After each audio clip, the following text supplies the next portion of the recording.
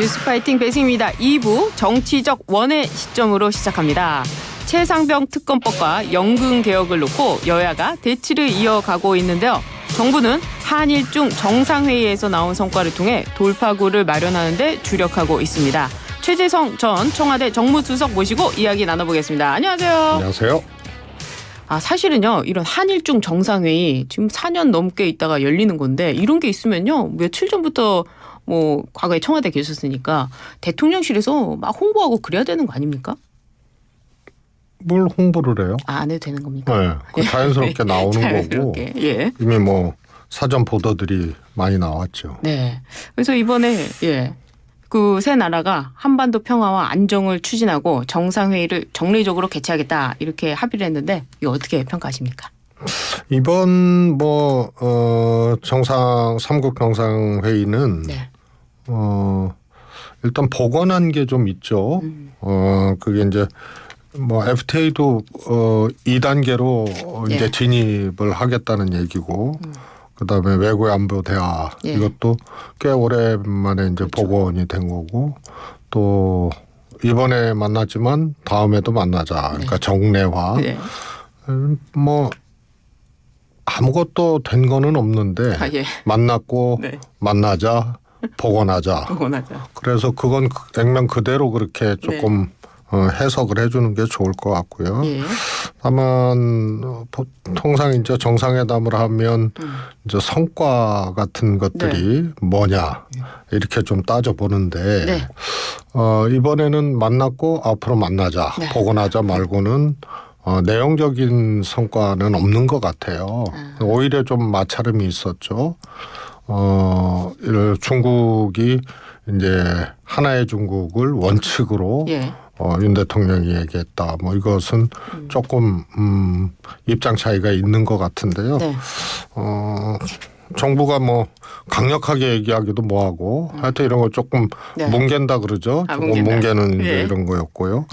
그런데 소위 라인 사태로 얘기하는 그래서 한일 정상들이 이거는 정상 차원의 일종의 트릭 이런 좀 이상한 장면이 이번에 나온 거예요. 트릭 어떤 점에서요? 그거는 이미 밝혀진 거 아니에요. 그렇죠. 소위 말해서 지배 구조를 바꾸라는 것이 결국은 지분 매각이라는 것이 이미 나왔고 그런 이제 행정 지도가 이 일본에 의해서 이제 이미 이제 지시가 된 것이 보도도 되고 밝혀진 건데 그것이 아니라고 얘기를 하고 양국이 그거는 제가 보기엔 이후에 만약에 그것이 이제 지분 매각이라든가 그것이 지배 거버넌스의 변경으로 만약에 귀착이 되면 그거는 양국 정상들이 적어도 공개적으로 일단 트릭을 한 그런 걸로 기록될 수 있는 거죠. 그래서 거짓말을 했다 이렇게 표현될까요? 제가 보기에는 거짓말과 다름없는 거죠. 근데 아직은 몰라요. 아직은 모르지만 하여튼 그 전에 보도된 거 확인된 거에 따르면 지분 매각을 놓고 하여튼 압력을 행사했다. 우리는 그렇게 보고 있는 거고. 그런데 이거를 단순히 이제 그것이 아니다라고 이제 좀 잘라버리는 이런 것은 이후에 조금 이렇게 봐야 될 문제인데 감으로나 또 사전의 전개 과정을 보면은 이건 조금 이상하다. 이상했다. 그리고 만약에 이게 지분 매각으로 귀착이 되거나 그런 어떤 과정들이 또 행사가 되는 것이 확인이 되면 이거는 있을 수 없는 그런 일이 아닌가 싶습니다. 아직까지 지분 매각이 안 됐기 때문에 이걸 거짓말이라고 단정하기는 어렵지만 좀 봐야 된다. 과정을 보면은 이거는 차라리 언급을 하지 말지. 이런 생각이 들죠. 그런 평가를 하셨군요. 이 여당에서는 한중 회담 성과가 더 많다 이렇게 말했는데요. 내년에 시진핑 주석이 방한할 가능성도 높다 이렇게 보고 있습니다. 문재인 정부 때도 이 시진핑 주석 방한을 위해서 노력을 많이 하지 않았습니까? 이게 이제 미중 관계와 거기에서 이제 한국의 입장 또 한국의 스탠스 이걸로 많이 좌우가 되는다는 것이 결국은 지분 매각이라는 것이 이미 나왔고 그런 이제 행정지도가 이 일본에 의해서 이제 이미 이제 제시가 된 것이 보도도 되고 밝혀진 건데 그것이 아니라고 얘기를 하고 양국이 그거는 제가 보기엔 이후에 만약에 그것이 이제 지분 매각이라든가 그것이 지배 거버넌스의 변경으로 만약에 귀착이 되면 그거는 양국 정상들이 적어도 공개적으로 일단 트릭을 한 그런 걸로 기록될 수 있는 거죠. 그래서 거짓말을 했다 이렇게 표현될까요? 제가 보기에는 거짓말과 다름없는 거죠. 근데 아직은 몰라요. 아직은 모르지만 하여튼 그 전에 보도된 거 확인된 거에 따르면 지분 매각을 놓고 하여튼 압력을 행사했다. 우리는 그렇게 보고 있는 거고. 그런데 이거를 단순히 이제 그것이 아니다라고 이제 좀 잘라버리는 이런 것은 이후에 조금 이렇게 봐야 될 문제인데 감으로나 또 사전에 전개 과정을 보면은 이건 조금 이상하다. 이상했다. 그리고 만약에 이게 지분 매각으로 귀착이 되거나 그런 어떤 과정들이 또 행사가 되는 것이 확인이 되면 이거는 있을 수 없는 그런 일이 아닌가 싶습니다. 아직까지 뭐 지분 매각이 안 됐기 때문에 이걸 뭐 거짓말이라고 단정하기는 어렵지만 좀 봐야 된다. 과정을 보면은 이거는 이게 차라리 언급을 하지 말지. 이런 생각이 들죠. 그런 평가를 하셨군요. 이 여당에서는 한중 회담 성과가 더 많다 이렇게 말했는데요. 내년에 시진핑 주석이 방한할 가능성도 높다 이렇게 보고 있습니다. 문재인 정부 때도 이 시진핑 주석 방한을 위해서 노력을 많이 하지 않았습니까? 이게 이제 미중 관계와 거기에서 이제 한국의 입장 또 한국의 스탠스 이걸로 많이 좌우가 되는 문제인데 이건 뭐 누구도 예상할 수가 없는 거고요. 중국은 아무튼 이 법률을 이 헌법을 바꾸면서 소위 말해서 내치는 총리 그다음에 외교국방안보는 뭐 시진핑 주석 이렇게 돼 있지만 시진핑 권한이 강화되면서 사실 그것도 유명무실화 됐지만 아무튼 시진핑 주석이 방한한다고 한다면 이런 문제 미중 관계 또 한국과 중국과의 관계 또 윤석열 대통령이 힘에 의한 현상 변경 반대라는 것을 분명히 했잖아요. 하지 않아도 될 얘기를 해가지고 이런 것들이 이제 작용을 하는 문제이기 때문에 이거는 뭐 장담할 수가 없는 그런 사안이 아닌가 싶습니다. 장담할 수는 없을 것 같다 이렇게 보시는데 이번 정상회의를 통해서 윤 대통령이 어떻게 지지율 좀 올라갈까요? 저는 뭐 미동도 하지 않을 거라고 보고요. 미동도 안 한다. 왜냐하면 이 총선 참패했잖아요. 지금 벌써 한 달하고 이제 20일이 지나고 있는데 대통령이 변화하겠다, 쇄신하겠다, 또 국민과 소통하겠다. 뭐 이렇게 얘기를 했는데 그런 흔적들이 안 보여요. 그러면서 사건들이 계속 터지죠. 그래서 오히려 오만하고 정말 상상을 초월하는 그런 것들이 이루어져요. 정호성 인사라든가 뭐 이런 등등이요. 또 이제 특검법 또 현존하고 있고 그래서 이거는 통상 다른 어떤 부정적인 이슈 이런 것들이 발생하지 않았을 때 대통령의 이제 외교 행보가 조금 득점이 될 수 있는 건데 지금 동시간대에 실시간대 아까 그 말씀하셨잖아요. 한중일 정상회의면은 사전에 뭐 홍보도 하고 막 시끄러웠을 텐데. 문재인 정부 때문에 그거는 이렇게 해가지고 과거하고 똑같아요. 그래요? 그거는 언론에서 보도하고 똑같은데 왜 그렇게 느껴지느냐. 다른 이슈들 부정적 이슈들이 많이 발생을 했기 때문에 그러기 때문에 또 묻히는 거거든요. 좀 묻혔다. 근데 사실 총선 이후에 대통령이 기자회견도 하고 또 기자들과 뭐 김치찌개, 뭐 계란말이 직접 해주기도 하고 여러 가지 노력을 하고 이제 정상회의까지 했는데 이런 것들이 어떻게 지지율에 미동도 없다. 왜 이럴까요? 아니 그거는요 국민들이 알죠. 알아요. 예. 네, 그것이 이제 소통이 아니고 쇼통이라 그러고 쇼통이에요. 내용적 변화가 없잖아요. 그다음에 이제 특검 거부했죠. 예. 근데 대통령과 대통령의 문제 아니에요. 그것을 이제 규명하고 수사하기 위한 건데 예. 그렇게 막 그걸 걷어찬 사례들도 없고 또 그것을 야당에서는 대통령 자신의 문제를 본인의 권한을 활용을 해가지고 방어하고 예. 특검을 거부한 것 자체가 예. 이제 뭐 탄핵 사유다 뭐 이런 주장도 있고 그렇지 않습니까?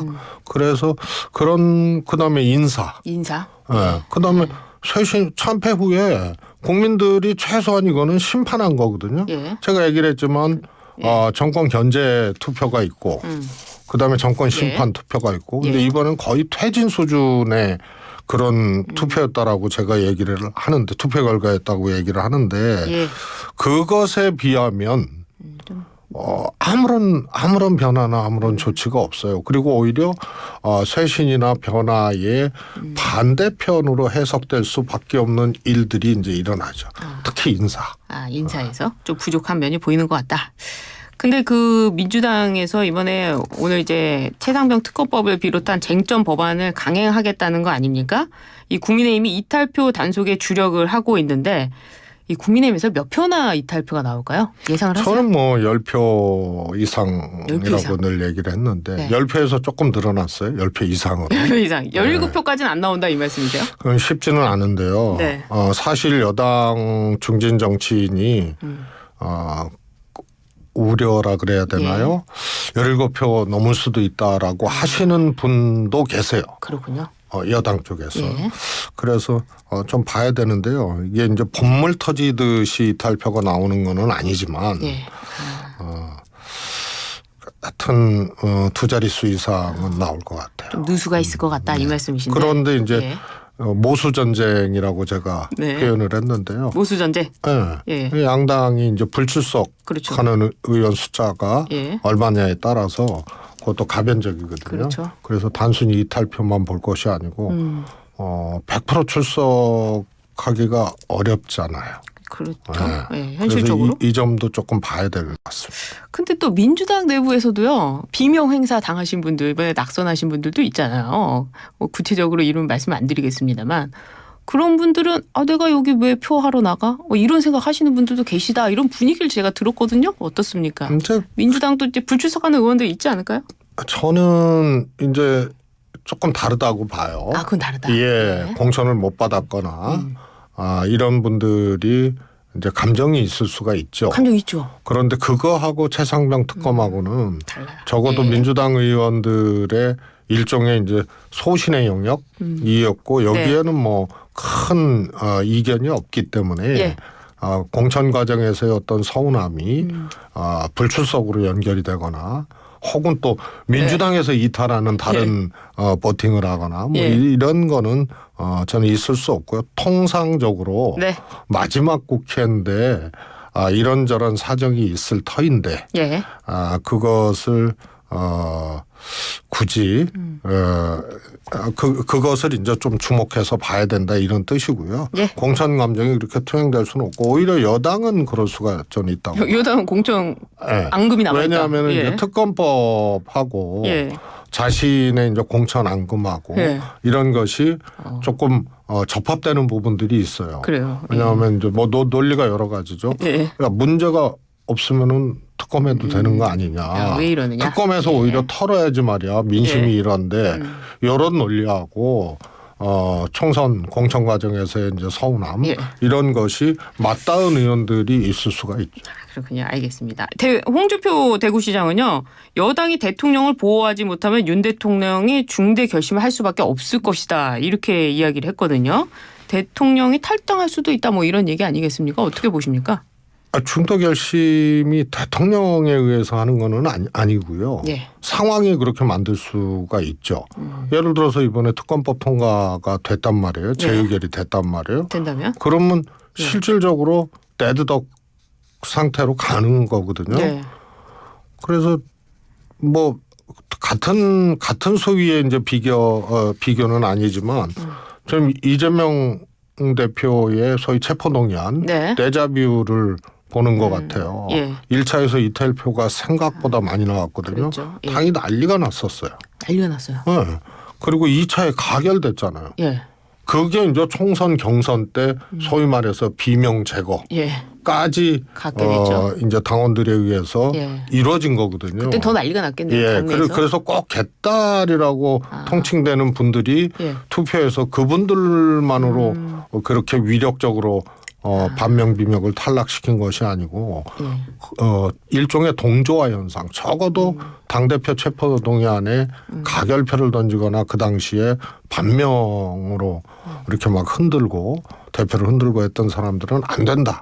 이제 이게 이제 작동했던 그런 결과죠. 일반 그래서 당원들까지. 특검법이 통과된다는 거는 결국은 대통령이 데드덕 상태로 가기 때문에 상황에 의해서 스스로? 오히려 탈당을 요청받거나 환경에 의해서 그렇게 압박받는 이런 상황이 올 수도 있지. 대통령이 결단해서 한다 이거는 그건 상황이 전제되지 않으면은 성립될 수 없는 말이거든요. 과거에도 그랬죠. 알겠습니다.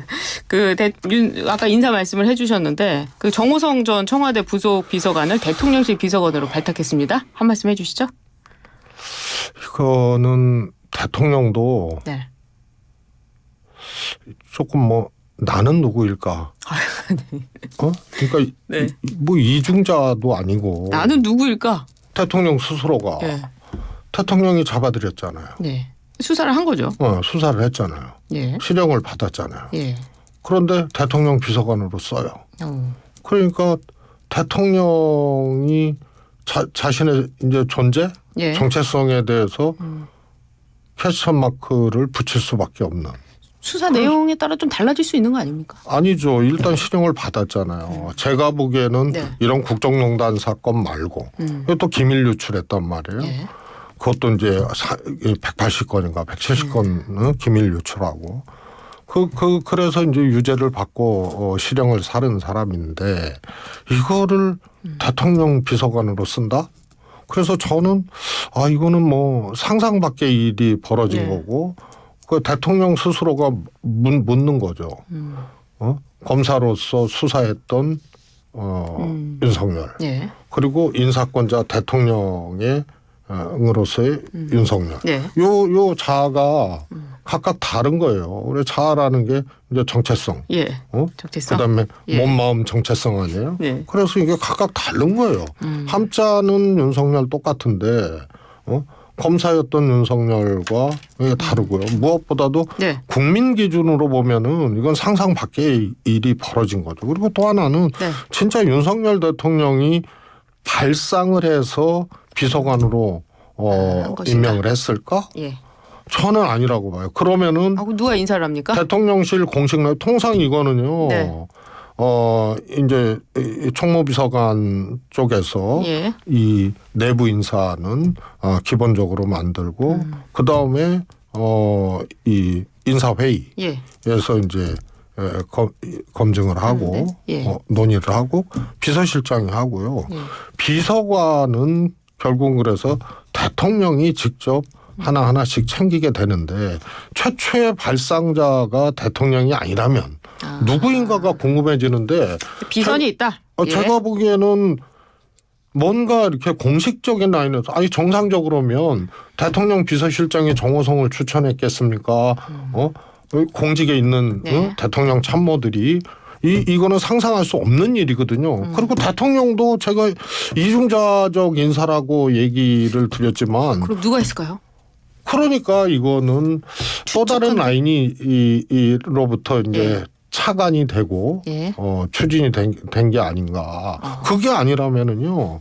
최소한 대통령실에서 대통령실 내의 인사를 담당하거나 혹은 관련 있는 사람들이 최초 출발선은 아니었을 것이다. 다른 비선이 있을 것이다. 대통령이 그게 아니면 해명이 안 돼. 콕 집어서. 근데 대통령이 만약에 이걸 최초 발상을 했다. 거기가 출발선이다 그러면은. 그건 전제하지 않고 그렇다면. 그거는 그러면은 그거는 대통령의 자기 부정이고. 그러니까요. 그래서 제가 이중자라고 한 거죠. 비선이 있을 것이다. 알겠습니다. 누구라고 말씀을 안 해주시는데 왠지 아니 모르니까. 근데 모르니까. 이건 정상적으로 이루어진 인사가 아니기 때문에 의심해 볼 수밖에 없는. 그런 평가를 한 것으로 넘어가고요. 이번에는 그 민주당 이야기로 좀 넘어가 보겠는데요. 고민정 최고위원이 종부세 폐지론을 언급했습니다. 어떻습니까? 이거 짧게. 잘해야 되는데요. 네. 종부세 하나만 놓고 따지면 안 돼요. 그래서 보유기간이라든가 이런 거에 따라서 예. 종부세 부분에 대해서 조금 면제를 해주거나 네. 혹은 감면폭을 넓히거나 이건 뭐 할 수 있는 일인데 네. 그냥 폐지 자체로 간다. 그거는 뭐 정체성이나 뭐 민주당의 고전적 입장 이거를 떠나서 네.